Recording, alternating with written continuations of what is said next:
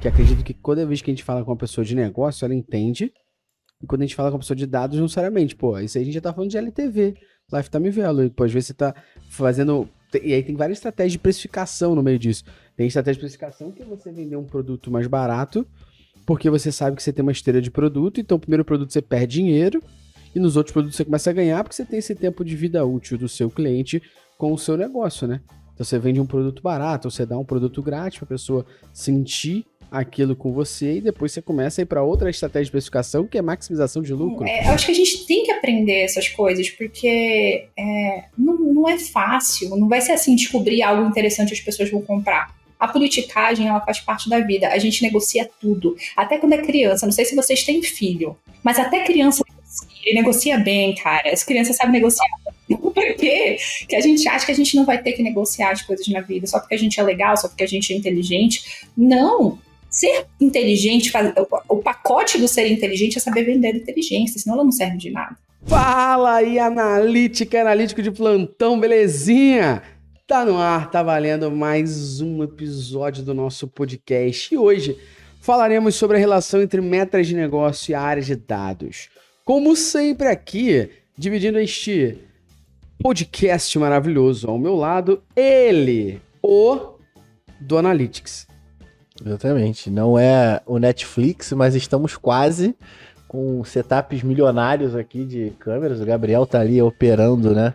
Nunca vi o Gabriel tão Nunca vi ele feliz na chegar minha tão vida. cedo para poder montar a estrutura do podcast, mas Sem porque reclamar, inclusive. chegaram novos equipamentos. É. Né? Não que tenha mudado muita coisa, mas aqui, vocês não vão ver, mas aqui mudou coisa pra caralho. Vai ver se for no Instagram. Se for no Instagram, vai Que ver. não tem fio no chão.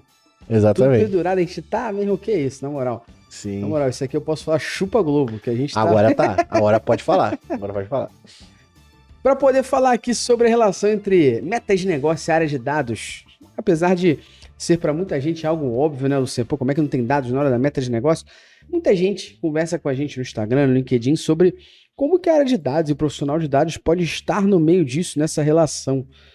E como você bem sabe, os nossos ouvintes mais assíduos também, eu e você, a gente não sabe usa porra o nenhuma podcast disso. como uma consultoria. Exatamente. A gente vai trazer Como a alguém gente que não sabe porra nenhuma, Exatamente. a gente vai lá, traz alguém que sabe, a gente aprende e depois fala que é especialista, pô. Exatamente. Então seja muito bem-vinda ela, que você pode chamar de Rachel ou de Raquel. Seja bem-vinda. Porra, mas é Rachel. Não existe, pô. É Rachel ou Raquel, o LinkedIn dela tá assim, Rachel ou Raquel. Você é Rachel porque você é friend maníaco. Ah, entendi. É por isso mesmo. Pode ser os dois. Eu agradecer vocês pelo convite, adorei estar aqui. Eu sei que eu tô, sim, em frente a dois especialistas aí camuflados que estão sendo humildes, e a gente vai ter um papo muito legal sobre metas, e não necessariamente como estabelecer essas metas, mas como não estabelecê-las. Porque eu acho que as pessoas falam muito de meta e parece que é algo mágico. Então, assim, como que a gente estabelece essas metas de uma forma que ela dê suporte ao negócio, né? E eu sei que o nosso papo vai nessa direção hoje, entre brincadeiras, café, né? A gente vai falar de coisas sérias também. Seja muito bem-vindo, é uma honra pra gente estar aqui. Você que tá ouvindo e assistindo a gente, LinkedIn da Rachel está aqui na descrição, você corre lá, porque além dela estar aqui com a gente, ela produz bastante conteúdo no LinkedIn, ela tem podcast, que é o InTalks, que eu também já participei, então você vai poder maratonar muita coisa lá.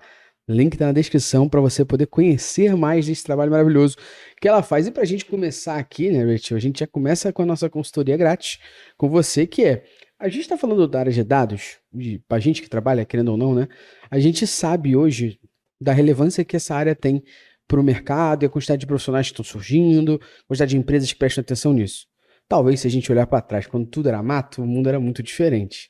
Mas ainda assim, hoje, eu não vejo como uma certa realidade a área de dados participando dessas projeções e das criações de metas. Eu acredito que muitas empresas, elas criam baseado no EBITDA que querem ter, baseado no lucro que querem ter, mas não necessariamente tem dados que não sejam monetários ali junto, debatendo sobre isso. Eu queria que você trouxesse uma realidade para a gente, Se você entende que nas empresas que você conhece, onde você vive, com todo mundo que você fala vastamente no mercado, se de fato existe essa realidade do profissional, da profissional de dados estar incluso na hora de estabelecer essas metas e pensar essas metas e alinhar essas metas à realidade de negócio. Eu acredito que isso está muito relacionado à cultura e à maturidade da empresa, tá?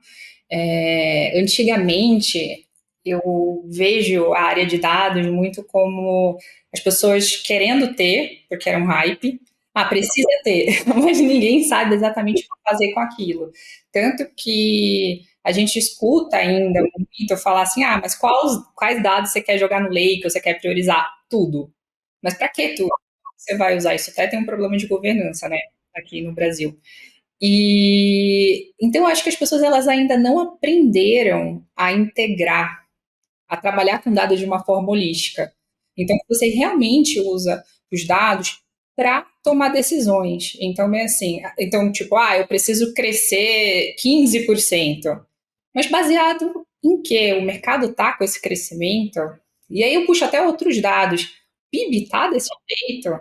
Globalmente está crescendo nesse nível? De onde saiu esse número? Então, eu trabalhei numa empresa quando eu era bem mais júnior, e aí apareci lá nos slides, me cresceu 6%. Aí eu olhava assim, boss, da onde você tirou esse número? Ele falava, assumption. Eu nunca esqueci. E ele me falou assumption. E aí eu olhava assim e falava, meu Deus, que coisa horrorosa. As decisões de negócio, elas são tomadas com base em feeling. E isso acontece muito ainda. E eu acho que tem maneiras, tem metodologias de você tentar criar isso daí alinhado com dados de uma maneira que seja mais robusta. Você fale, até que você consiga ajustar. Se você vê que não está indo no caminho, você conseguir ajustar. E isso é importante fazer esse mapeamento e ter essas conversas e questionar de onde estão vindo os números. Porque geralmente Perfeito. não tem base, né? Perfeito, e acho que isso é importante para a gente debater aqui, já trazendo inclusive essa sinergia, né? Entre o que a gente está falando de negócio, então uma das coisas que a gente bate muito aqui e acaba vendo muito no mercado são exatamente, né, pessoas que vão em cima do feeling ou nem do feeling, daquilo que quer conquistar, né? Então a gente quer conquistar isso, ponto. Se a gente não faz a menor ideia se a base para conquistar isso é crescer 500%. Depois a gente vê, mas a gente quer fazer 1 milhão, né? A gente quer fazer 10 milhões, mas você faz 200 mil no ano, pô, não é um conhecimento tão simples assim. Como é que você vai trazer isso para a realidade, né? Só que ao mesmo tempo, a gente está falando do profissional de dados estar mais imerso nesse debate, participar mais disso. Só que aí você sabe tão bem ou melhor do que o Lucian, que o profissional de dados, em sua maioria, ele não sabe porra nenhuma de negócio. Ela tá preocupada lá na coleta do dado, no processamento e negócio, ela não faz a menor ideia. E eu queria debater aqui agora com você, para mim, num dos momentos mais altos do nosso podcast, que é, número um, como que essa profissional de dados ela pode desenvolver melhor essas habilidades de negócio para entender mais sobre isso? Esse é o primeiro ponto. E dois, como que essa profissional que está ali trabalhando com dados consegue mostrar o seu valor para negócio? Porque hoje a gente bate muito numa tecla de que e isso tem mudado muito, né? Dá um salve também pro Heitor, nosso amigo, que bate muito sobre isso também, que é sobre essa mudança de chave da pessoa que trabalha com dados, começar a entender que se ela não gerar valor para a companhia, para a empresa que ela trabalha, ela não faz porra nenhuma. Então eu queria trazer esses dois balanços aqui, que é, número um, como é que essa pessoa de dados ela consegue adquirir melhor esse conhecimento de negócios para entender como os dados podem auxiliar as pessoas que tomam decisão dia a dia. E número dois, como é que essa pessoa pode no dia a dia mostrar o valor que a área dela tem. Porque se o valor for só na decisão tomada, que muitas vezes não é executado sobre aquela ótica, fica meio ambíguo, né? Eu vou acrescentar um tempero aí no que você falou. Eita, assim que eu gosto. Eu acho que o feeling, não tem problema com feeling, tá? Se a gente parar para pensar que o feeling é uma hipótese, a gente tem que testar essa hipótese. E aí eu acho que é o time de dado. Então, você ter uma liderança que fala assim, eu tô com um feeling, eu quero que você teste esse feeling, ou que você embase esse feeling com dados. E aí, entra os dados do analista para poder fazer essa análise. E que esse profissional pode apurar, né? E tem tanto... Gente, olha, eu vou falar uma coisa que pode parecer boba. Relatório. Ler relatório de consultoria. Deloitte tem muito relatório gratuito bacana. Tem muita consultoria global com relatório bom, com análise de mercado boa. E esses relatórios, eles são excelentes para você entender como fazer um bom relatório de mercado. Você fundamentar suas hipóteses. Então, porque eles mostram diversas possibilidades e você fala assim, até de mercado, até para você entender melhor de mercado. Esses relatórios são muito bons. Então, eu quero entender mais sobre o movimento da geração Z. Se você digitar lá relatório, PDF, geração Z, vai aparecer um monte de estudo bacana. Então, tem estudo sobre tudo. A Deloitte tem estudos fantásticos sobre inovação. Então, ler essas publicações, ela ajuda muito a apurar o profissional, apurar o time de negócio. Porque aí vem um dado diferente, você fala assim, poxa, o mercado não está desse jeito. Vou te falar, recentemente me deparei, a gente estava conversando, né, tem uma startup, e aí eu comecei a me deparar com algumas questões. A minha startup tem um público-alvo que é a geração Z. Eu falei, putz, como que está a renda dessa geração? Para eu poder entender que tipo de preço praticar com esse público. Falei, como é que está o salário? O salário está aumentando? Fui atrás de dado de salário, dado de mercado. Salário mínimo está aumentando, mas e a massa salarial? Para onde é que está indo? Então, para eu poder entender melhor onde que eu posiciono o meu produto, eu preciso entender como que está o poder aquisitivo do meu público-alvo, como que ele gasta, como que ele está recebendo dinheiro, vive com os pais, não vive, porque isso impacta. Então, assim, a geração Z, ela não ganha mais que os milênios, ela ganha menos. Só que como ela mora com os pais, via de regra, ela tem mais dinheiro sobrando para gastar com amusement, para poder gastar com outras coisas que são, assim, skincare, cinema, streaming. Então, assim, entender isso e trazer isso com os dados e questionando esses pontos é que vai apurar. Ninguém vai fazer uma excelente análise de cara. Né? Normalmente você vai listar suas dúvidas e você vai atrás. E aí, no momento que você vai atrás, você pode ver que aquilo faz sentido ou não e descobrir novos caminhos. E eu acho que isso que a gente precisa nos analistas, essa curiosidade de ir atrás de dados de mercado, às vezes até fora da empresa. É um PIB, é uma massa salarial, como que está o mercado? É a inflação, como que isso impacta? O dólar, como que o dólar impacta meu preço? Esse tipo de análise mais apurada que a gente começa a pegar em relatório. O relatório do IBGE também é muito bom. Então, assim... Era isso que eu ia trazer até, porque acho que tem uma parada que corrobora muito com o que você está falando, que é o estudo do Sebrae que fala sobre a porcentagem de empresas que fecham até os 5 anos, né? Então, é muito por causa disso, né? Porque o cara não consegue encontrar o market fit dele dentro do negócio, porque tipo, ele nunca vai sentar para poder fazer essa pesquisa antes de pensar em abrir empresa, né? Tudo muito, como você bem falou, no feeling. Só que aí é foda, né? Que no feeling, numa empresa que está começando, sem conseguir embasar essas opiniões em cima de dados ou essas hipóteses que vão ser comprovadas por dados de mercado ou por dados do que você já tem até agora, é o que faz essas empresas fecharem antes dos 5 anos. E é absurdo, porque é um volume gigantesco de empresas que fecham até os 5 anos, justamente por causa da falta de planejamento antes de se encontrar até, né? Acho que você trouxe bons pontos aí, de entender o seu produto perante o mercado, o seu produto perante o seu público, qual é a faixa salarial do seu público, qual é a massa salarial dele, para aí sim, beleza, então baseado nisso, eu não posso cobrar, sei lá, R$500 num corte de cabelo, sacou? Se eu tô falando com esse público, né? Exatamente, se eu tô falando com esse público. Luciano, é a cada 5 anos ou até 5 anos? Cara, aqui a pesquisa diz o seguinte, a taxa de sobrevivência, eu vou até deixar aqui o link dizendo, mas aqui diz que a maior taxa de mortalidade é verificada no comércio, fashion em 5 anos, então é até 5 anos, sacou? Ufa, porque a gente faz 10 anos ano que vem, Rachel. Eu tava com cagaço. Se a cada 5 anos, eu fudeu. Não. É tempo de vida mesmo. A maioria das empresas morrem antes de completar os 5 anos. Me expressei Até mal aumentou. também. Teve uma época antiga que era 3 anos. Nossa, e até esse lance daí que você estava falando, você, por exemplo, vou cobrar R$ 500 no corte de cabelo. Às vezes, a pessoa pode até se comprometer para pagar R$ 500, mas ela não vai você não vai ter recorrência de compra.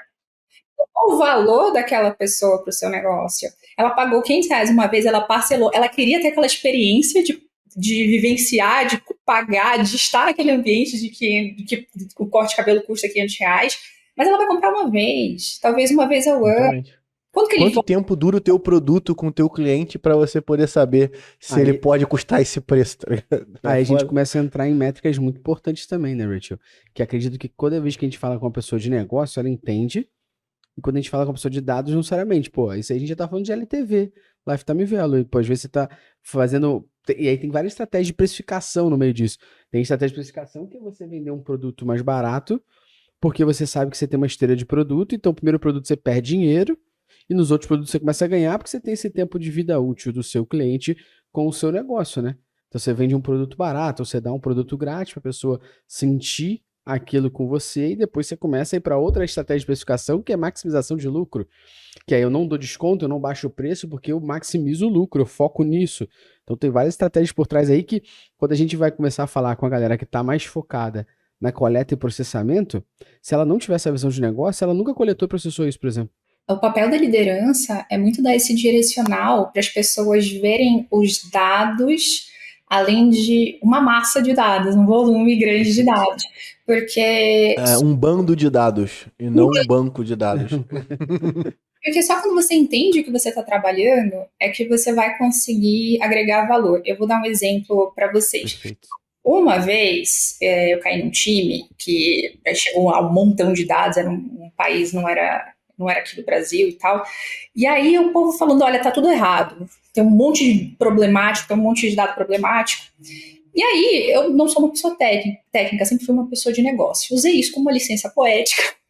O time falou o seguinte: eu sei que o povo tá falando que tá tudo errado, que tem problema lá na conexão do ERP, que os dados estão chegando zoados, mas vocês vão pegar erro por erro e justificar. Repetia muito erro, tá? Antes que vocês me achem maldita, repetia muita coisa. E aí a gente saiu pesquisando um por um. E a gente foi corrigindo um por um. Muitos dos erros que estavam sinalizados como técnicos eram características de mercado. Muita coisa. Te dou um exemplo agora. O povo fala assim, olha, tem uma latitude e longitude ali que está repetindo mais 10 vezes. Isso daí tá errado, então tá vindo errado, papapá. Como assim, gente? Aí sentei com a minha engenheira de nada, vamos desenhar a hipótese de que pode ser isso daí. Joga no Google esse treco aí, vamos ver no Google Maps onde que cai. E a gente começou a fazer isso quando estava alguma coisa muito discrepante. Esses que estavam repetindo, na hora que ela jogou no Google Maps, eu falei, nossa, lugar grande, né? É um shopping. Óbvio que vai estar repetida, entendeu? Então, esse tipo de questionamento de será? Porque o que eu vejo muito é que, via de regra, as pessoas se contentam com o que é passado. Então, assim, tá errado, sempre foi assim, e ninguém questiona. Porque ninguém tem a coragem de pegar e falar assim, eu vou sair aqui do status quo e vou questionar isso, porque eu preciso entender. As pessoas têm medo de mostrar que elas não sabem. E aí, eu peguei e falei assim, putz, eu não sei, quero entender, e se for isso que você está me falando, maravilhoso, entendeu? Eu vou endossar. E não era. E aí, olha só que coisa louca, a gente chegou em 94% de qualidade, numa base de um mercado que era o maior mercado global. 94% de qualidade. Era uma base de dados monstruosa. Você atingir isso numa base dessa é absurdo. E foi fazendo essas correções. O que tinha de técnico era mínimo. Se é que tinha. Então, esse tipo de questionamento, botar o pessoal mais técnico para dar esse próximo passo, para fazer esse entendimento. Documentação. Documentação não é só código. Explica por que você botou o código desse jeito.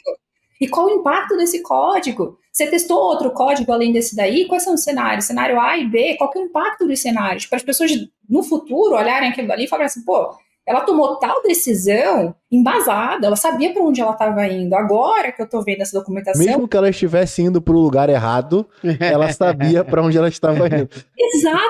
Exato. Eu vou dizer aqui que o Luciano sorriu, Richard, quando você falou de documentação, viu? Adoro. Tem todo episódio quase...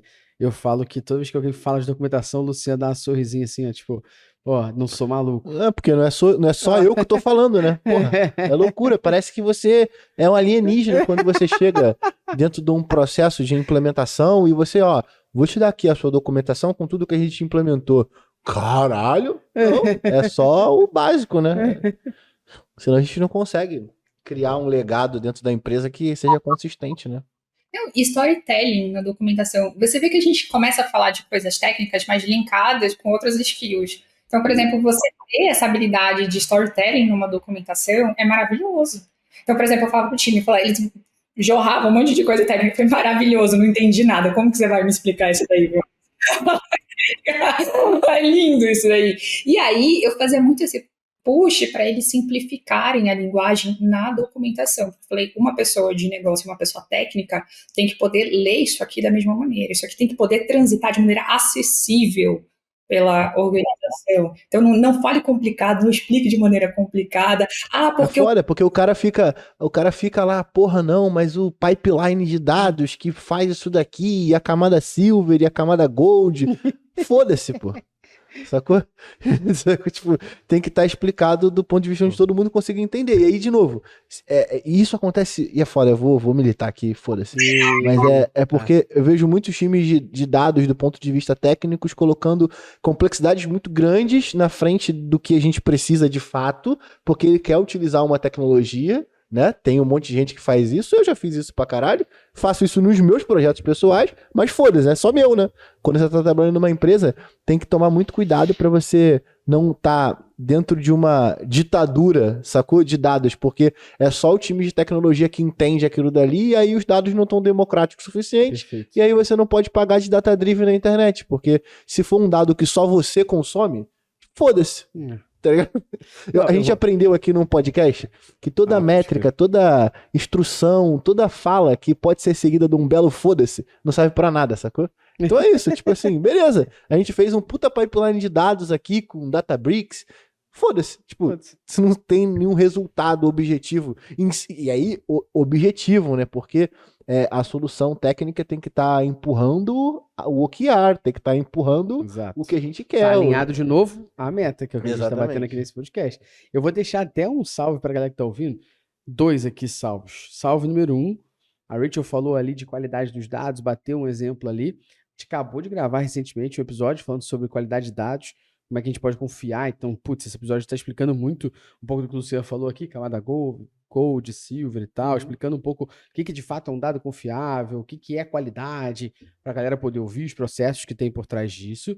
E o segundo é já um podcast muito antigo nosso, que a gente fala sobre como contratar ferramentas. E aí, um dos critérios que a gente fala muito e bate muito na tecla é mão de obra. Se você contratar uma ferramenta que a mão de obra dela não existe, você está ferrado, porque você vai ter possivelmente pouca gente para recorrer. A mesma coisa quando você vai contratar uma ferramenta que só quem sabe operar é uma empresa específica. Pô, o dia que você quiser sair, você está ferrado daquela empresa. Aquela empresa pode fazer o que quiser, porque só ela opera, né? Então, um dos critérios de você analisar a ferramenta é mão de obra. É você entender demanda de mercado. Então, existem outras empresas que oferecem esse serviço com essa ferramenta? Não, então eu não vou contratar, pô. Porque senão eu vou estar na mão daquela empresa específica ali. É como se eu fosse para como se eu fosse pra uma cidade que só tem um hambúrguer. É o McDonald's. Pronto, o McDonald's pode entregar o pior hambúrguer do mundo, porque se tu quiser comer hambúrguer só pode ser do McDonald's. Não tem opção. Pronto, o McDonald's pode falar, nosso cardápio só tem o cheddar. Ah, mas eu queria o quarteirão. Só tem o cheddar. Aí tu fala, eu vou ter que comer o cheddar. Eles meio que fizeram isso com fish, né? É o único hambúrguer com peixe, porque tem, foda-se. Não, Tirei tem marola aqui no Rio. Tem marola agora. Mas brincadeira à parte, acho que é importante a gente falar sobre isso. E aí, já aprofundando um pouquinho nesse debate aqui, que já tá seguindo o flow de maneira maravilhosa, sobre uma pesquisa que o nosso time levantou, da TOTUS, no ano passado, que nessa pesquisa que a TOTUS fez, ela afirma que 70% das empresas reconhecem a importância dos dados para a estratégia. Ou seja, a TOTUS entrevistou uma galera, e dessa galera, 70% disse que reconhece a importância dos dados para as estratégias. E as minhas 2 dúvidas aqui, para a gente debater, são: número 1, quais são os desafios mais comuns para a gente tentar alinhar Essas não vai ter. metas... Quem são Calma, os filha das putas dos 27%? Não, 30. Não vai ter, não. Errado, fica quieto. Cuidado. Não, é 70, 27 é 73 que você falou? 70. Não, Você, eu ia falar de 73. você confundiu 70 com 23, somou, né? Sim, somei Entendi. a porra toda. Tá, puta que pariu, onde você tá vivendo? Mas vamos lá. Minhas duas dúvidas sobre essa pesquisa da TOTS aqui são: a parte número 1, que é quais são os desafios mais comuns para a gente alinhar essas metas de negócio a essas estratégias de dados? E 2, que é a minha segunda dúvida aqui agora. O Luciano falou assim, pô, vamos falar desses 30% que falou que não sabe aí, que não afirma a importância? Na realidade, eu falaria, esses 70%, eles vivem numa bolha da Faria Lima? Não, só pode Porque ser. eu não acho que 70% existe nem fudendo. A realidade é muito menor que isso. Eu contesto essa pesquisa da TOTS. Eu acho Quem que sou eu, mas contesto. as pessoas falam que é importante porque elas sabem que é, mas elas não sabem aplicar. Então, no dia a dia, como que você...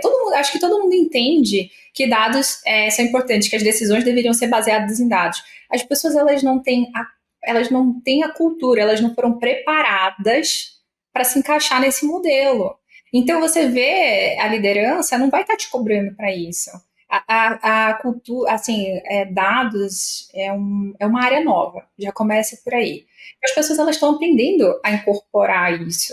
E algumas gestões vão ter mais facilidade que outras, mas no geral, as empresas, elas não têm essa cultura. Principalmente, por exemplo, time de venda, porque o cara vai te falar, olha, no campo eu estou vendo outra coisa, não é isso não está condizente. Então, como é que você me traz o negócio? Ele é aquele sentimento muito de descolamento entre o que está sendo visto de tendência e análise e o que está acontecendo. Então, existe uma resistência ali. As pessoas entendem essa importância, mas elas não sabem encaixar. A gente vai entender isso melhor nos próximos anos, ali eu chuto uns 5 anos, até porque não vai ter como escapar muito, porque eu vejo muito inteligência artificial vindo para ajudar a escalar processos dentro de dados. E, principalmente, ajudar a escalar processos de maneira que os dados eles se tornem acessíveis não só para grandes corporações, mas para pequenos empreendedores. Então, eu acredito que a inteligência artificial ela vem para desencarecer esse processo e eliminar essas barreiras de acesso para os pequenos. E a gente vai ver muito mais pessoas se tornando data-driven, uma descentralização dessa tecnologia, vamos colocar assim, dessa área, e mais pessoas tendo acesso a isso. Então, eu vejo ferramentas focando muito nos pequenos, porque até então a gente vê grandes ferramentas, estruturas muito robustas, focada em multinacional. E onde que estão esses pequenos? Eles também precisam dessa orientação, e onde que eles vão conseguir isso? E eu vejo inteligência artificial vindo muito mudar isso, e eu acho que essa mudança, essa escala, vai impactar também a forma de pensar nas grandes corporações. Não, com certeza. É só porque acho que isso vai gerar um outro ponto no meio do caminho. E assim, porra, tu é otimista pra caralho. 5 anos, porra, é loucura. Beleza? Vamos combinar aqui. Mas acho que isso também traz um problema por isso que não vai durar, não vai ser só 5 anos, né? Porque a gente vai chegar no meio do caminho que a IA vai estar cuspindo qualquer merda também, porque você precisa ter um double check do outro lado, mesmo sendo pequeno, para poder garantir que aquele dado que ela cuspiu tá correto.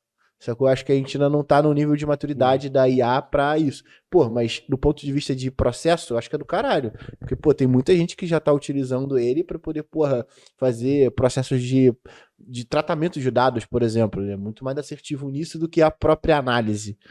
Sacou? Não sei se era isso que você queria dizer. Mas, porra, vai chegar num momento onde, sim, vamos chegar no cenário onde os pequenos vão estar 100%, tipo, 100% é foda, né? Vai ser 10%, que já vai ser coisa pra caralho, sacou? E ele vai estar lá super afim de analisar dados, pegando os dados de planilha do Excel, vazando um monte de dado de cliente. Sabe? A gente vai ter uns estágios onde, beleza, a gente despertou algo. As pessoas querem utilizar a inteligência artificial ou existem produtos menores que auxiliam esse cara. E aí a gente vai ter um momento de caos completo onde as pessoas vão começar a fazer um monte de merda. E aí depois, quando passar essa Mas você chuva acha que o momento inteira... de caos já não acontece hoje, não? Já acontece hoje. tá. Já acontece com uma fração do mercado. Tipo assim, dentro do volume que ela tá falando, de pequenas empresas, acho que a gente tá, tipo, 0,0 não sei quantos por cento, sacou? Acho que tem muita gente ainda pra poder entrar nesse caminho aí, sacou? Muita gente. E aí é foda, porque são vários estágios e a gente sempre começa dando merda. Todo mundo fica muito empolgado, a gente começa a imputar uma porrada de dados ali sem segurança nenhuma, dá um monte de merda, aí vem alguém e fala, ó, pô, vocês estavam fazendo merda esse tempo todo. Não é assim que faz, não. E eu acho que isso faz 100% parte do processo de natural da gente chegar nesse cenário, né? Começa dando muita merda, aí depois dá só merda, aí depois melhora um pouquinho, e aí a gente chega num cenário onde aquilo tá andando sozinho, né? O meu complemento a isso aqui é que, na minha visão, baseada na experiência que eu vi e vivi, até de palestrar pelo Sebrae, de estar no Sebrae e tal, que a gente está falando talvez desses microempreendedores, pequenas empresas e tal. A experiência que eu vivi daquilo ali é uma experiência ainda de mentalidade, mais do que ferramenta, processo. Porque eu digo até por base da minha própria experiência aqui, né? Digo pelo meu umbigo no sinal. Quando a gente montou a Métricas Boss, eu não sabia porra nenhuma. Perguntasse quanto que a gente queria faturar, só queria pagar minhas contas, pô. Ponto final. Não era isso. Qualquer Guaravita e 2 Mariola, porra, tava Desde que mole. pagasse minha conta de telefone, o aluguel ali, eu tava sussa, porra. Tô tranquilão, então quanto você vai cobrar e tal? Eu acredito que é uma mudança de mentalidade. Que aí tem duas situações. Situação número um, pessoas mais preparadas que vêm montando suas empresas já com uma mentalidade diferente das pessoas que não estão preparadas. Ou número dois, as pessoas que vão crescendo e a maturidade vai surgindo, vai entendendo. Mas o que eu concordo com você também, Rachel, é que essas pessoas que hoje montam uma empresa do zero, elas sabem que precisam de dados, sacou? Ponto final, para gerir o Mas seu é foda, negócio. porque a decisão de saber que precisa de dados talvez devesse ser por um cara de dados. Não, Será que esse cara não tem? O que eu quero dizer é o seguinte, a pessoa monta o seu negócio sabendo que precisa de dados. Sim, sim. E aí ela não sabe como. Talvez ela não é uma especialista, não é tecnologia, ela Não, não sabe mas é como porque vai isso ter. é porque ela falou um ponto que eu achei muito interessante, que é que chegou um certo momento do mercado onde, foda-se, a gente precisa de um time de dados. Só que como o cara não montou isso orientado Eu a não acho dados, que- ele só se fudeu. Eu não sacou? acho que é foda-se, precisa de um time de dados. É foda-se, precisa de dados. É. Aí talvez isso é um negócio que tá montando sua loja na WBuy, tá montando sua loja na loja integrada, na Nuvem Shop, você fala que dado que eu preciso, o que a plataforma entrega e um Google Analytics. Pô, eu preciso de dados. Só que, pô, existem dados na gestão. Isso aqui é dados minimamente no marketing. A gente tá falando da gestão, da venda, do produto, do processo, do pós-venda, da reclamação. Exato. Aí Integração. ela acha que o precisar de dados é minimamente instalar o Google Analytics, não é só isso, né? Não é só isso. E aí, eu acho que no futuro vai estar mais integrado, porque hoje em dia essa integração ela vem muito de grandes corporações. Você precisa de uma infraestrutura mais robusta e um time para poder ter isso. Mas, de forma descentralizada, as ferramentas elas trazem uma certa análise. Então, por exemplo, o Analytics, você consegue ter seu dash ali. Você consegue no WBuy ou qualquer outra ferramenta, mas também ter seu dash ali nativo, ele já te entrega algumas análises, alguns dados. Mas isso não está integrado, você não consegue ver seu negócio de ponta a ponta. E isso é um gap para todo mundo, inclusive para grandes empresas. Mesmo com infraestrutura, isso não. Gasta milhões, né? Exato, gasta milhões e isso ainda não aconteceu. Você não vê isso acontecendo de ponta a ponta de maneira integrada, estável. Não está ainda, a gente não está nesse ponto. E aí eu vejo a inteligência artificial vindo dessa robustez muito na parte de infra. Eu não acho tanto ainda nessa parte de análise, mas eu acho que ajuda.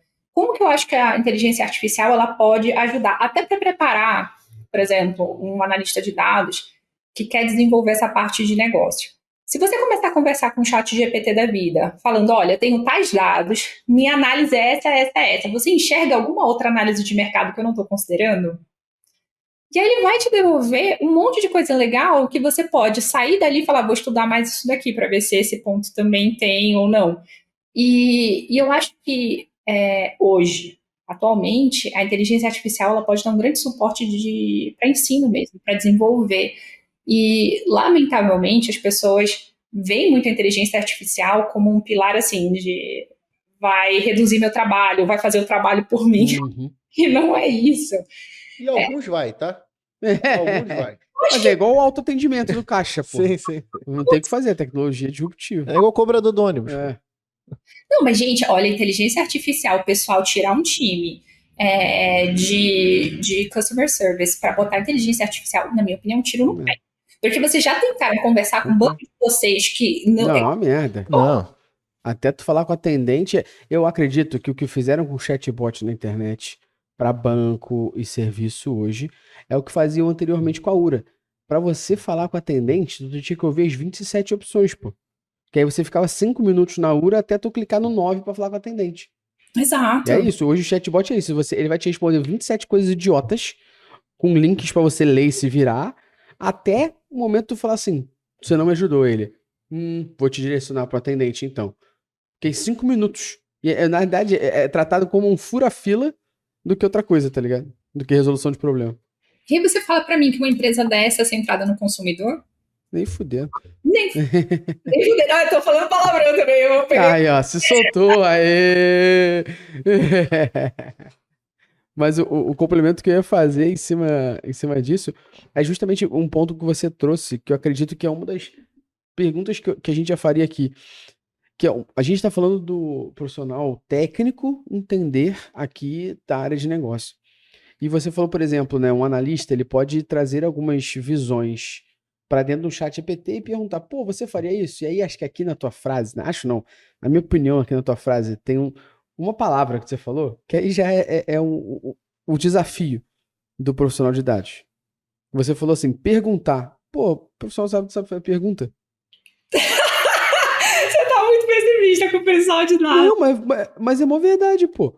Porque o que eu vejo muito forte no mercado, e de novo, acredito que tá mudando, tem pessoas diferentes, mas o que eu vejo muito forte no mercado é a pessoa esperar alguém demandar pra ela aquilo e fazer. Ponto final. Ela não entende contexto. Eu tenho um exemplo. Até para poder fazer a pergunta. Exato. A pessoa só faz a partir de um gatilho, de alguma coisa. Eu vou dar um exemplo legal aqui, que o Luciano já citou algumas vezes, mas, por exemplo, ele trabalhou numa empresa que eu trabalhei com ele junto. Quando ele chegou, tinha quantos chamados lá no Redmine da Compra Fácil? Acho que tinha 3.500 demandas 3.500 demandas atrasadas. O Luciano pegou um monte de demanda mal feita, que foram pessoas que pediram coisa, troque a cor do botão para qual cor, aonde, que página, por exemplo, que não tinha, e botou como arquivado, porque a pessoa fez errado.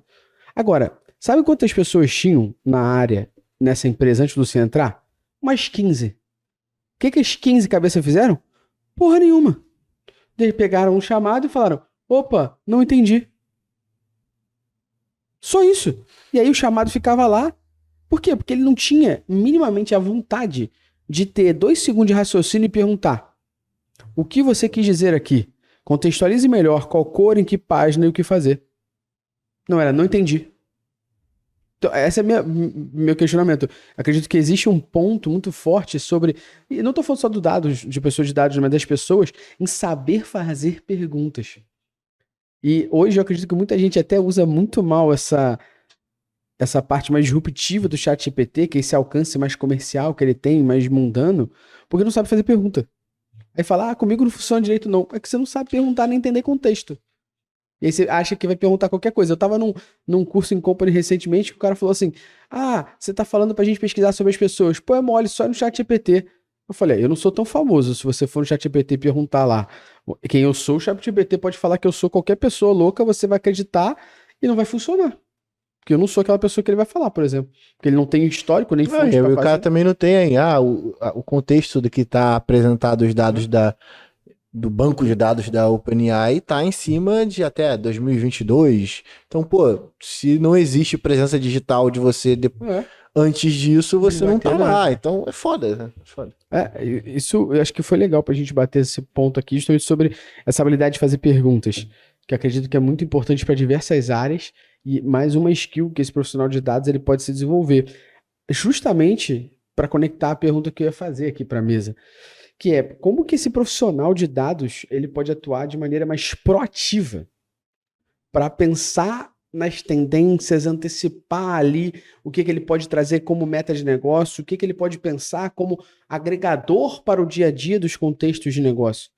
Como é que essa pessoa pode atuar dessa forma? Porque, de novo, né, se você não mostrar para que serve tua área, você vai esperar que alguém fale o que você quer, para que você gere o que a pessoa quer. Se a pessoa não fizer nada, você não fez porra nenhuma, né? Você fica sempre sendo visto como quem não faz nada, né? Ai, mas eu vou te dar uma resposta filosófica. Porque eu acho que a gente vive numa sociedade pautada no medo. E é por isso que as pessoas não sabem perguntar. Elas têm muito medo de errar, elas têm muito medo de serem inúteis e serem rechaçadas ou perder o emprego, ou serem consideradas incompetentes. Então, assim, numa sociedade que fomenta o medo, que constrói pessoas no medo, a gente está automaticamente colocando as pessoas numa bolha e dizendo, olha, vocês têm que ficar nessa bolha. A gente está ensinando as pessoas a não serem arrojadas, a não quererem a tomar o risco de aprender ou de fazer qualquer coisa. E, e isso se traduz no dia a dia, porque as pessoas elas estão numa zona de conforto e elas não pretendem sair dali, porque sair dessa zona de conforto pode significar perder o emprego, sabe? Não pagar as contas. E ninguém dá esse luxo. E como que a gente cria ambientes seguros para as pessoas serem criativas no dia a dia, criativas em processo, elas saberem o momento de flexibilizar, elas saberem o momento de perguntar, elas saberem o que questionar, e elas terem um ambiente seguro para fazer isso. Chegar e falar, não ter medo, chegar e falar pro chefe, cara, isso aqui tá esquisito, eu não concordo. Por que tá desse jeito? Olha, quantas vezes eu fiz perguntas assim para minha liderança e eram coisas que minha liderança não tinha visto. Mas eu tinha um ambiente seguro, eu tinha um relacionamento de mentoria com os meus líderes, a ponto de eu chegar e falar assim, cara, isso aqui tá muito esquisito, eu não concordo com isso aqui. Às vezes me pegava na mão e falava assim, olha, Raquel, deixa eu te explicar, e aí me dava toda uma aula daquele contexto do porquê que era assim. Ou às vezes falava assim, caramba, isso tem muito sentido, investiga mais nesse negócio. Então, esse ambiente seguro. E eu acho que a gente tem lideranças hoje em dia, tem excelente liderança, mas tem muita gente que está despreparada para o mercado. Tem gente que não foi preparada para ser líder, que não foi preparada para escutar, que não foi preparada para ajudar a estender a mão ou ensinar a perguntar. Falar assim, nossa, isso aqui que você está me trazendo é um diamante bruto. Eu vou te ensinar a lapidar. Vai por aqui, esse caminho, vai por aqui. E aí você vai desenvolvendo pessoas. A gente não está querendo ter o trabalho de desenvolver pessoas. A gente está contratando cada vez pessoas mais sérias para uma posição, ou às vezes tem cargos que são muito júniores, com uma descrição super sênior. E aí, como o mercado está abarrotado de mão de obra, você acaba puxando pessoa sênior para uma posição mais júnior. E aí você não está querendo ter o trabalho de desenvolver pessoas. Você está querendo, faz aí, porque está tudo muito enrolado e te vira. Está todo mundo querendo tudo pronto. E as pessoas, elas estão se desenvolvendo num ambiente assim. Então, é daí para baixo. Daí para o fim. E acho que isso bate muito com a premissa de tecnologia, que a galera reclama bastante, que é o sênior de 2 anos, né? Que o cara, ele entra dentro de uma vertical, o cara vira sênior em 2 anos, e aí como é que você quer cobrar que esse cara em 5 vire líder de alguma coisa? O cara não lidera nem ele mesmo, pô. Aprendeu, né? Não aprendeu, exatamente. Né? Não teve contexto não, mas bagagem mesmo, sabe? De situações de conflito, de situações onde ele venceu, onde ele perdeu uma conversa. Até porque dentro das empresas tem um rolê que eu hoje... É muito difícil, né? Eu não suportaria nem fudendo. Que é a politicagem, que é gigantesca também. Então, além do cara conseguir liderar, deixar um ambiente fértil para as pessoas conseguirem fazer essas perguntas, ainda tem o caralho da politicagem que tá na frente de um monte de processo e, né, vai atrasando cada vez mais as empresas. Aqui no Brasil, a gente tem muita gente que é promovida por coleguismo, né? A pessoa é muito maneira. Eu já vi essa porra, cara. A pessoa é promovida, valida, porque ela é muito maneira. Porra, e aí? Só porque ela é bem relacionada com todo mundo, ela é maneira que todo mundo, ela é promovida, né? Concordo com os pontos levantados aqui pelos meus colegas excelentíssimos aqui. Mas, ô Luciano, tem um lugar que ensina bem a galera a aprender, assim, a desenvolver essa habilidade comportamental de fazer perguntas, tá ligado? Claro que tem. O nome desse lugar, inclusive, é Métricas Boss Prime. Você achou que você não ia tomar esse jabá, né, seu otário? Mas você tomou. Moleque. Tem o link aqui na descrição para você poder garantir um desconto, inclusive. Porque lá, inclusive, nós não não somos só um curso onde você vai aprender. Você vai ter uma comunidade com mais de 1.000 pessoas que trabalham com a mesma coisa que você, para você poder trocar ideia e aprender com os cenários do dia a O dia. que acontece uma vez por mês, Luciano, na comunidade do Discord que ajuda as pessoas a desenvolver a habilidade de fazer perguntas? Pô, a gente faz um game chamado Bucha do Mês, que é quase um RPG, onde a gente traz um problema para você poder identificar, né? Trazendo os argumentos do ponto de vista técnico, os dados para você poder consultar, e você só com a habilidade de fazer perguntas tem que chegar no como aquilo aconteceu. Então, pô, é exatamente para poder trabalhar esse ponto. Além do que, todo mês tem um conteúdo especial e denso ao vivo sobre a parte técnica, né? Então, não só pela parte técnica, mas tem várias outras partes também, mas um conteúdo mais aprofundado que é o nosso Conversion Talks. Então, se você não é um otário e quer aprender mais sobre Digital Analytics e na área de dados no geral, tem um link aqui para você poder garantir um desconto, um mimo, um carinho, um afago na hora de comprar e assinar o Prime. E sem contar no happy hour, né? Que rola pelo menos uma vez a cada 2 meses aqui no nosso Analytics Mansion, com cerveja Ocus Pocus, hambúrguer do burguês, e pessoas como Apple, Google, Zé Delivery. Pô, no dia que a NVIDIA veio aqui, eu surtei, pô. O cara da NVIDIA falando de pô, como que a gente pode utilizar o CUDA pra poder diminuir. Pô, aí foda, né? O CUDA. Quinta série falando. Como que eu já travei aqui, eu não consigo mais sair. Mas, você usa o CUDA pra quê? Pra processar dados. Você usa do jeito que você quiser, irmão. Mas foi muito maneiro o papo, porque ele deu uma verdadeira aula aqui, mostrando como que a gente pode diminuir o custo de operação, de processamento de dados em larga escala. Foi do caralho, assim. Então, eu vi, inclusive, tem um ponto até, porque eu vi um vídeo no TikTok, olha aí, o cara falando que a melhor sensação da vida dele é a cagada remunerada, né? Meu Deus. Mas é porque eles não conhecem a cerveja remunerada que a gente toma aqui no Happy Hour, meu chapa. Porque eu venho pra cá, e o fato de eu ter essa comunidade de 1.000 pessoas faz com que eu ganhe cerveja de graça pra eu poder beber aqui com a rapaziada. Caralho. No final, saiu uma cagada remunerada do Neida. Desbloqueando palavras, Gabriel. A cara do Gabriel. Rachel, a cara do Gabriel aqui atrás nas câmeras fica tipo... ele fica incrédulo. O que eu tô fazendo aqui? Sabe o que acontece com o Gabriel ali, né, nesses momentos? Ele fica só salvando o minuto que tu falou isso. Exatamente. Que aí depois ele vai lá. Ele já salvou o minuto que você falou isso. Porque depois ele vai e faz o recorte pra te zoar, pô. Exatamente. Não é isso. O Luciano, ele cria armas contra ele mesmo. Exatamente. Aí depois a galera aqui vai lá, faz um recorte. Jeito, né? O único jeito de eu não criar armas contra mim é não vir, falar, né? Não falar, porra. Bom, voltando então aqui a como você pode não fazer cagadas na tua vida e na tua carreira e na empresa. Não fazer cagadas remuneradas. Não, cagada até vai fazer, que você ganha. Só que eu espero que você não faça cagada para perder a remuneração. Exatamente. É isso que a gente vai focar aqui. E muitas vezes, né, Rachel, o que a gente está trazendo dessas análises de dados aqui, os insights também, as decisões, elas são executadas por outras áreas. Muitas vezes o que o time de dados traz é a coleta, o processamento e traz a defesa dos dados para que outras pessoas consumam e tomem essas decisões. E aí eu acredito que a gente tem um problema que, na minha visão, faz com que as pessoas que não são técnicas, elas não têm noção sobre o trabalho que é feito para gerar um dado que é confiável. As pessoas não têm noção de qual o trabalho que foi feito sobre o processo e coletamento do dado para que ele possa existir, esteja ali em constante evolução e disponível o tempo todo. Então, na minha visão, o profissional de dados, na hora que ele mostra o valor dele, é quando ele traz algum insight, provém desses dados que foi executado e mexeu o ponteiro de alguma forma do negócio. Resolveu um problema, melhorou algum processo, descobriu uma oportunidade, reportou um erro.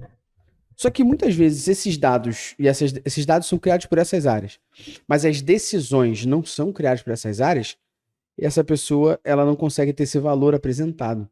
Então, como é que a gente pode melhorar assim, a apresentação dos dados, essas relações, para que os insights gerados por eles tenham melhor compreensão das áreas e automaticamente ou consequentemente mais execuções por essas áreas? Porque, querendo ou não, no dia a dia, a gente briga muito com o sempre foi assim.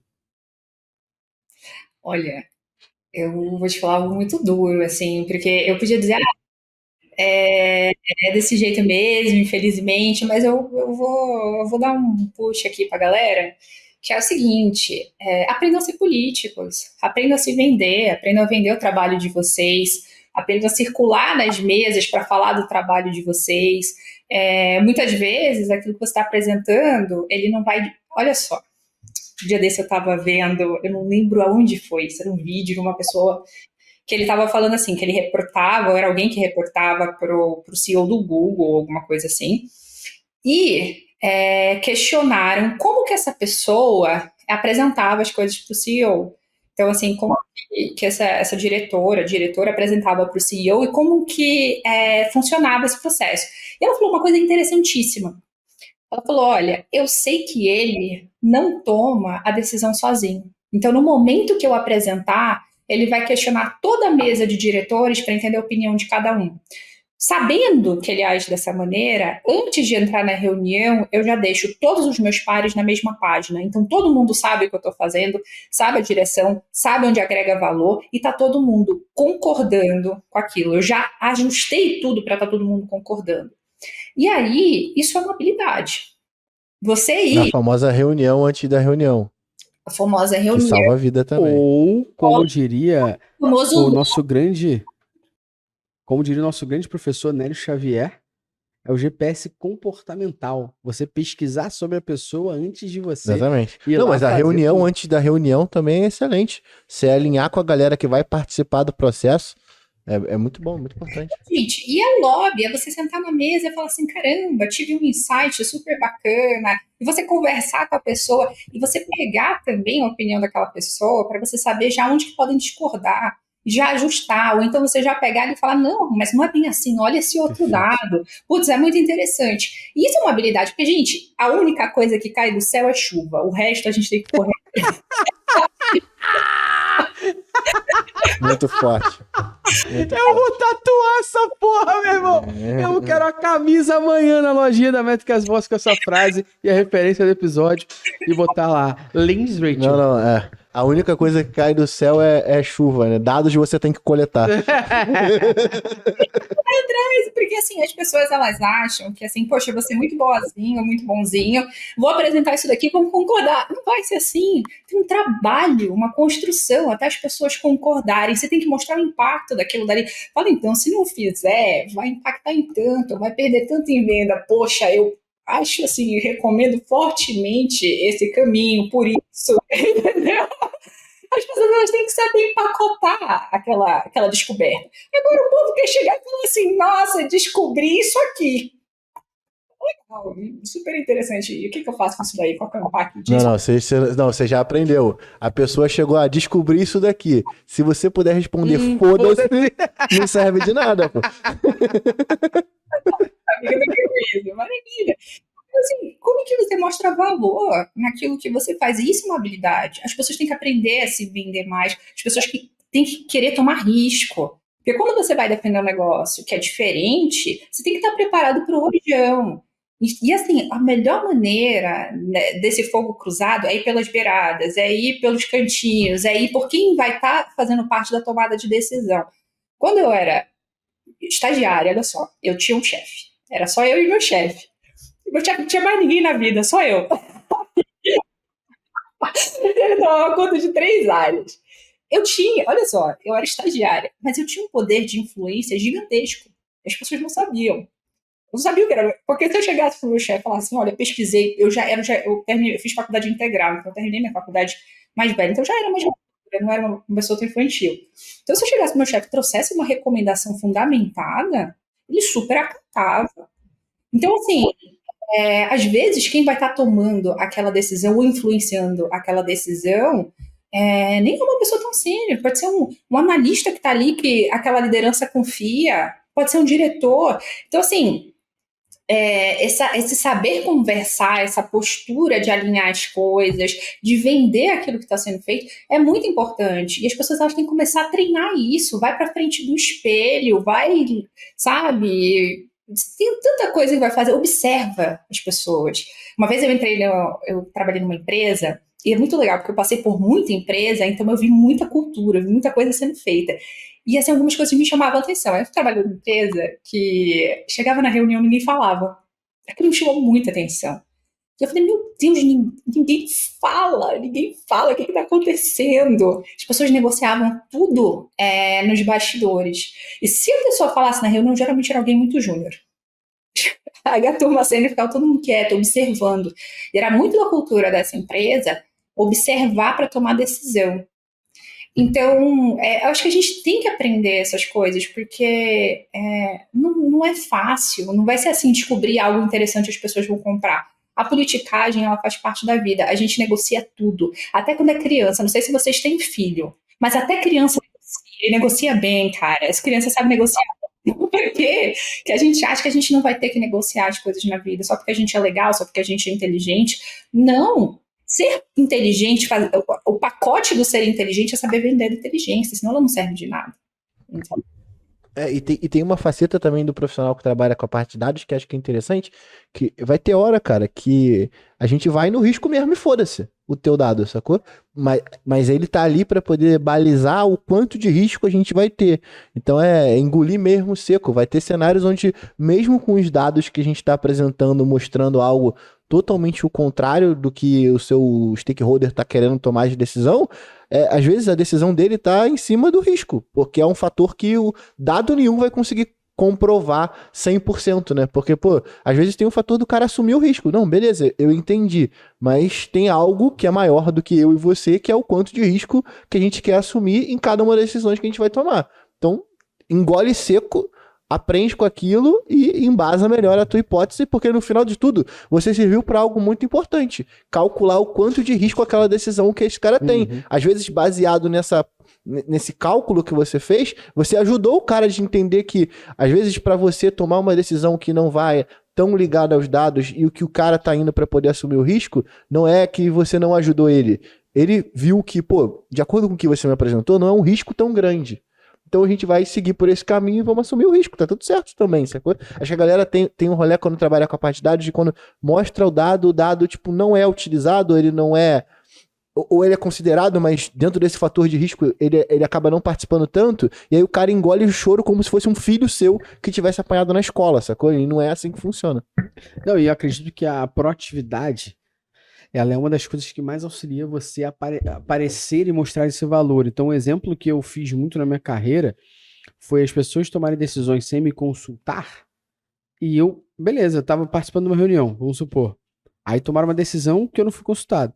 Cara, eu ia lá depois da reunião, consultava assim no banco para ver o que estava acontecendo e chegava na pessoa que tomou a decisão e falava: Opa, tudo bom, Michele? Se liga aqui, eu tava consultando dados, você falou que vocês vão fazer isso, né? Então, eu estava consultando os dados ali para validar e percebi que, ó, se vocês forem para esse caminho, a gente já fez isso 4 vezes e os resultados foram esses. Então, não sei se a gente fizer isso de novo, igual assim, o resultado vai ser o que vocês estão esperando, sacou? Aí a pessoa, nossa, caraca, legal, é importante saber disso e tal. E aí eu já trazia, naquele momento que eu vi que a pessoa comprou a minha ideia e a minha proatividade, eu já trazia para ela, pô, então nas próximas vezes, cara, me fala, pô. Não fala puto, porra, tem que me envolver, não. Me fala, pô. Porque aí eu consigo chegar na reunião já com dados e a gente debater todo mundo junto. O que você acha disso? Quando é que é a próxima reunião que a gente vai fazer? Ah, quinta-feira, sobre o quê? Pô, beleza, vou tentar levantar os dados até lá, fechou? E aí chegava na reunião já com os dados. Porque eu tentava me antecipar aquilo, que foi um pouco que você falou aqui já no nosso podcast, né? isso é aquela maturidade profissional. Isso daí é aquilo que o sênior de 2 anos não vai ter. Porque é aquilo que a humilhação engrandece. E a gente aprende com Só frase de impacto boa. Porra, abrir uma camiseteria, porra. Camiseteria já aqui, já com as frases da Rachel. gente, os humilhados serão exaltados em algum momento, né? E a gente precisa de um tempinho, porque, querendo ou não, cara, passar pelas dificuldades é importante para a gente aprender. Isso é meio clichê e tudo, mas é difícil porque a gente não sabe. E é isso que as pessoas precisam entender. Você não conseguiu influenciar uma decisão de cara, é porque realmente é difícil influenciar pessoas. Não é porque o teu dado está ruim, tua análise está ruim, é porque tem outros skills que você precisa. Então, assim, encantar pessoas é um trabalho difícil. E os analistas de dados precisam entender que o encantamento ele vai além de uma análise bem feita ou de um dado bem estruturado. E as pessoas precisam querer se desenvolver profissionalmente. E tanto posições técnicas quanto posições de negócio, elas vão precisar desenvolver skills se elas quiserem ser pessoas para dar um próximo passo na carreira. A carreira das pessoas está cada vez mais curta. A gente está vendo aí que a gente tem uma aposentadoria. Quem está chegando na idade da aposentadoria trabalha? Ninguém. Então, assim, a gente tem que se fazer útil de alguma maneira se quiser manter a carreira. E são poucas as pessoas que estão conseguindo fazer isso. São pouquíssimas pessoas que chegam num cargo, se levam, por exemplo. E o que essas pessoas têm de diferente? Como elas influenciaram as pessoas ao redor? E os júniores, eles precisam entender que tem esse caminho e que ele é tortuoso, ele é difícil, e não vai vir fácil, entendeu? E que principalmente ele depende de habilidades que não só 100% técnicas, né? Perfeito. Você precisa de habilidades comportamentais. Não dá pra você ser um puta engenheiro de dados ou um puta analista de dados e ser um cuzão, sacou? E aí achar que é o pastor dos dados e que, entendeu? Não vale. Você entendeu, né? Entendi. Eu ia começar a xingar de novo, só que, pô, coitada da menina. Sabe a coisa que a gente precisa ter muito claro é que a gente é substituível. Infelizmente, são quantos bilhões de pessoas no mundo? Nós somos substituíveis.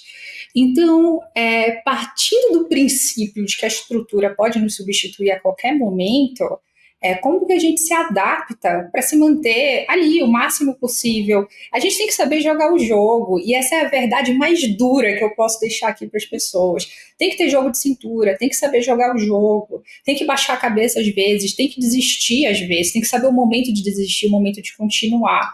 E é isso que vai fazer a pessoa ser bem-sucedida ou não. Saber o momento de parar, saber o momento de continuar.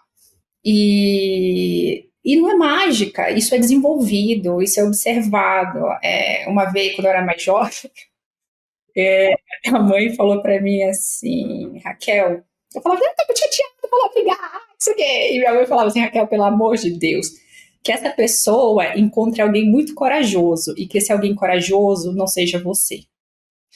E ela estava dizendo para mim na época que tem coisas que eu tenho que deixar de lado, tem batalhas que eu tenho que saber escolher e que não é bom eu ser corajosa sempre.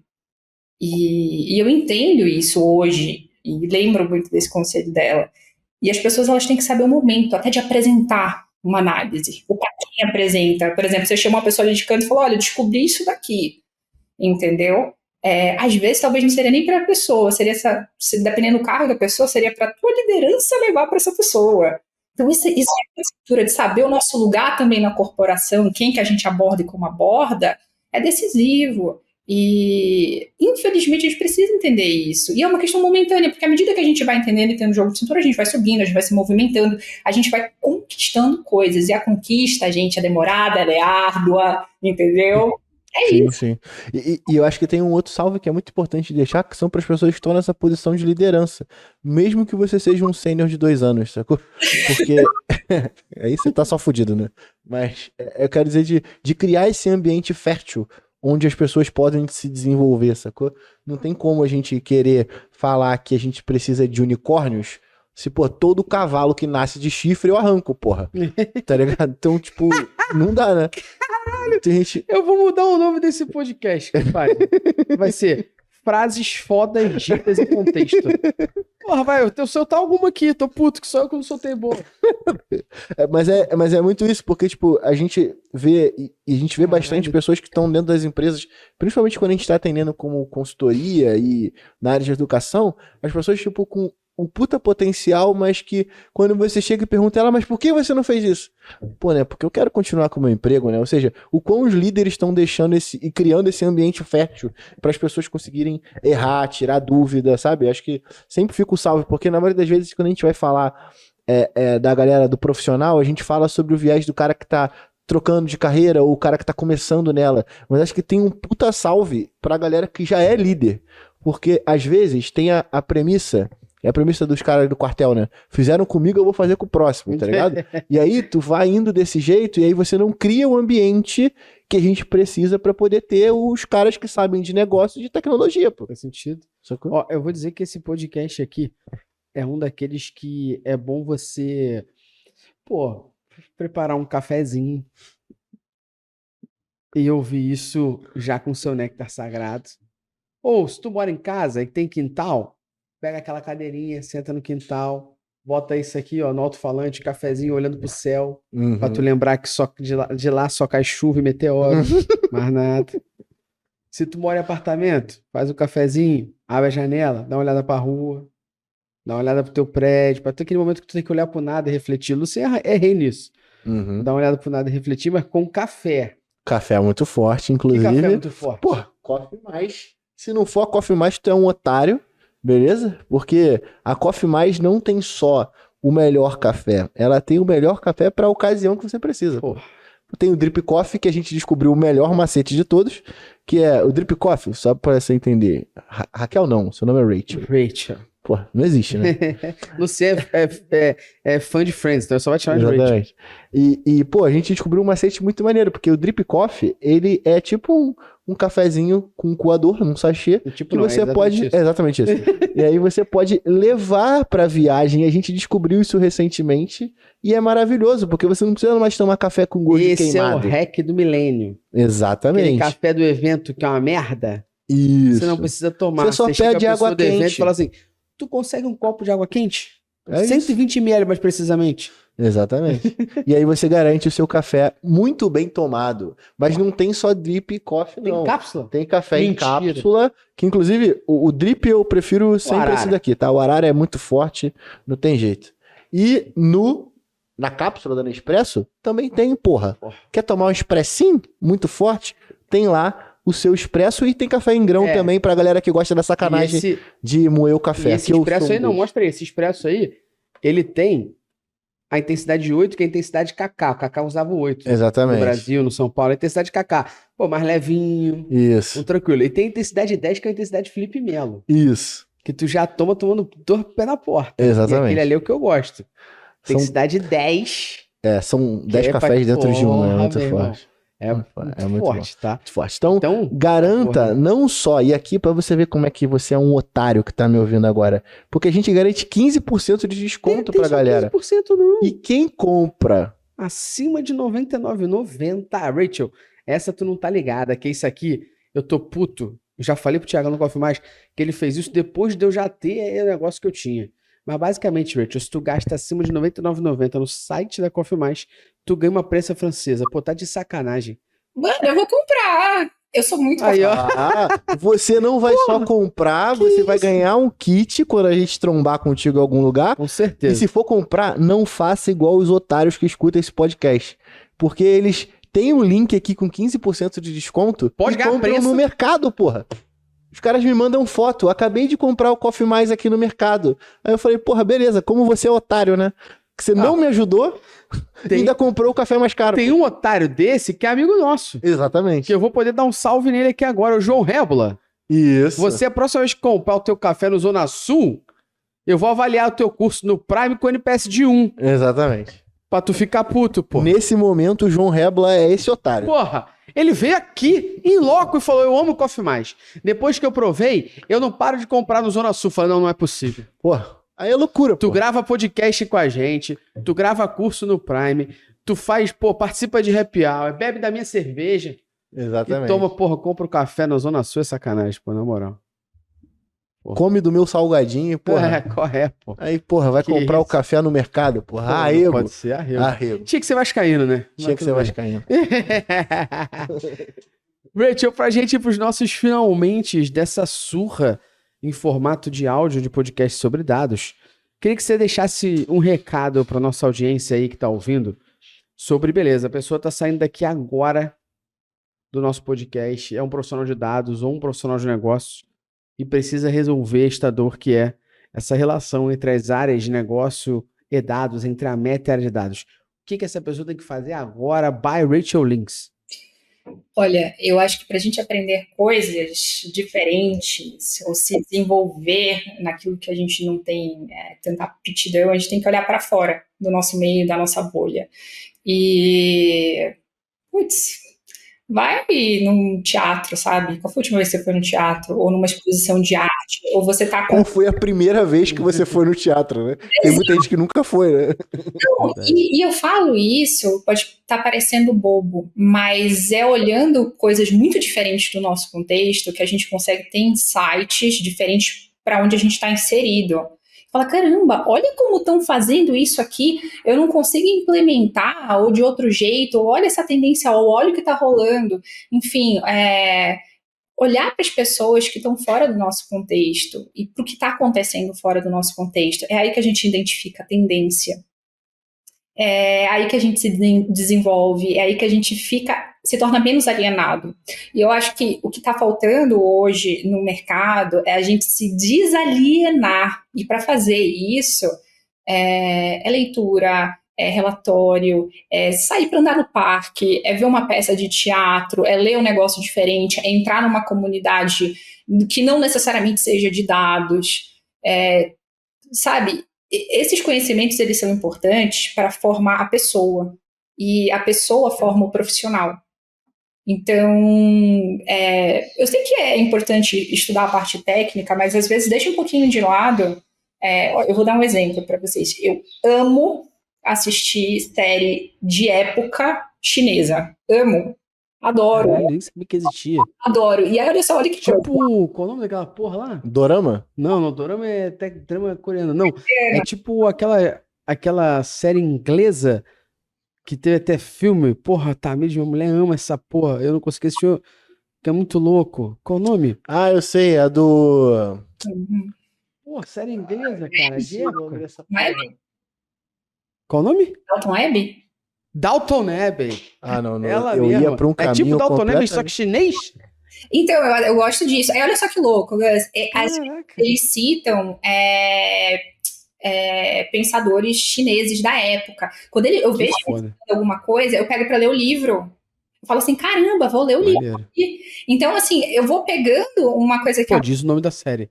eu Não vou... pode sair daqui sem falar. Tem várias, eu baixo, eu uso o streaming de Ela fora. vai ter que digitar, porque Vai o nome ter é que impronunciável. E aí eu vou olhando essas séries, e aí eles falam assim, eles citam um livro, eles citam um pensador da época, procura a frase, eu pego e vou ler no Kindle. Então, assim, eu pego um hobby meu e vou linkando isso com conhecimento. Faz isso, sabe? Vai linkando isso com conhecimento.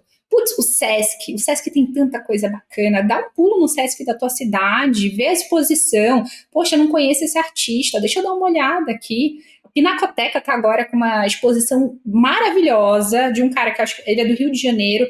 Ele foi notado pela Madonna. O cara, olha só, ele é do subúrbio do Rio. O cara foi notado pela Madonna para fazer toda a parte de visual, assim, de luz, do show da Madonna. Ele foi notado, acho que pela Dolce Gabbana, pela Bulgari, um artista brasileiro. Ele tá agora na Pinacoteca. Subúrbio do Rio.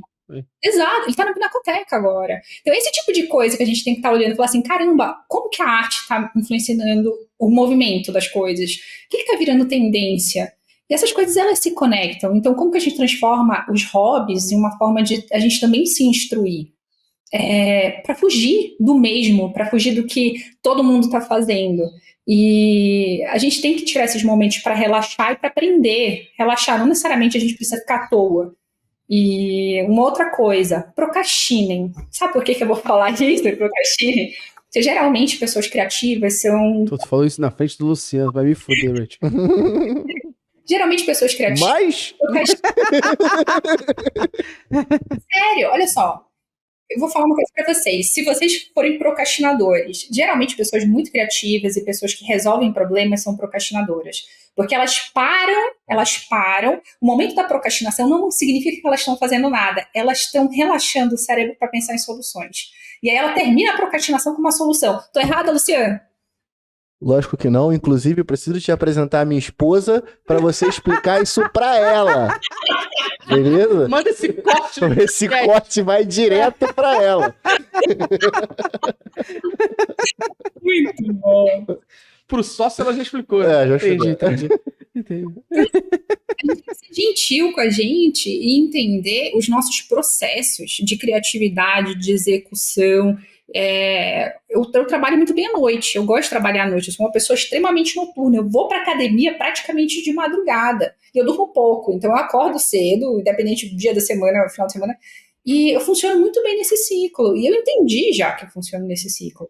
E a gente tem essa gentileza da gente entender, pô, eu estou procrastinando porque isso faz parte do meu processo criativo, faz parte do meu processo de solução de problema. Isso é maravilhoso. Não necessariamente a pessoa está procrastinando, ela está à toa, um vagabundo ou qualquer coisa do tipo.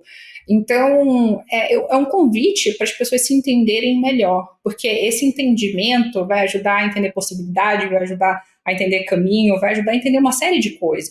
E aí, você vai poder se desenvolver profissionalmente também. Um profissional robusto é aquela pessoa que se entende bem, que se conhece bem. Geralmente está fazendo terapia, está se cuidando na cabeça e no corpo. Então, assim, não negligencie, não se negligencie. Terapia.